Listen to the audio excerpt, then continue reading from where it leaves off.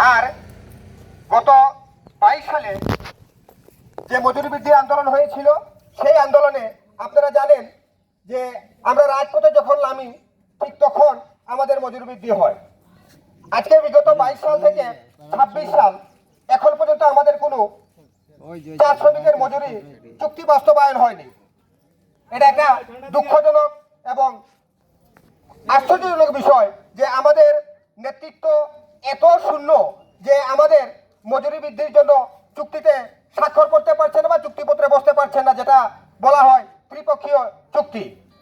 কিন্তু আমরা প্রতি বছর একটা সরকারি যে ইনক্রিমেন্ট আছে 5%, সেটার উপরে শুধু আমরা কোনোভাবে বেঁচে আছি। 170 টাকা হাজিরা হওয়ার পরে 177 টাকা থেকে 187 টাকা, এই কয়েকদিনের পরে আবার ওনাদের চিন্তা ভাবনা হইলো আরো 7-8 টাকা বেড়ে গেলে কোনো মতে তো চা শ্রমিকের অবস্থা আরো 1 মাসের জন্য ঠান্ডা, 1 বছরের জন্য ঠান্ডা, ওনারা আর চিল্লাচিল্লি করবে না।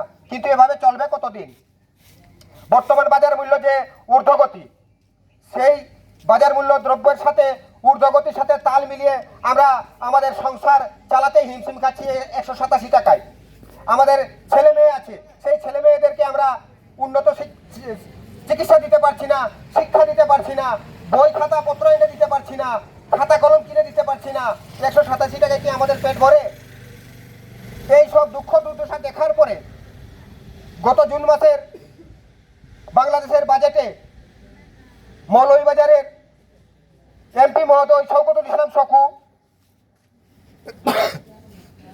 এবং কমলগঞ্জ শ্রীমঙ্গলের এমপি হাজি মুজিব সাহেব আমাদের মজুরির জন্য 500 টাকা দাবি সংসদে উত্থাপন করেন।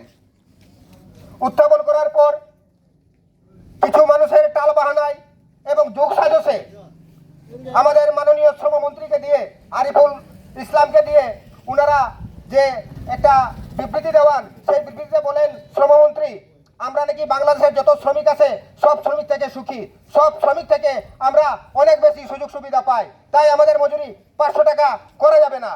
এবং এরই পরেও আমাদের শওকতুল ইসলাম শকু সাহেবকে অনেক চাপ দেওয়া হয়, যার কারণে ওই সংসদে পুনরায় উনি এই 500 টাকার দাবি বিলটি প্রত্যাহার করতে হয়। এটার জন্য আমরা ধিক্কার জানাই শ্রমমন্ত্রীকেও, যে উনি আসলে চা শ্রমিক সম্বন্ধে কিছু না জেনে একটা বিবৃতি দিয়ে দিলেন। উনাকে যেভাবে উল্টা বুঝিয়ে দিল সেইভাবে উনি বিবৃতি দিয়ে দিলেন। এটা আসলে আমরা মেনে নিতে পারছি না, এর তীব্র নিন্দা জানাই। আমাদের 500 টাকা মজুরি যৌক্তিক দাবি।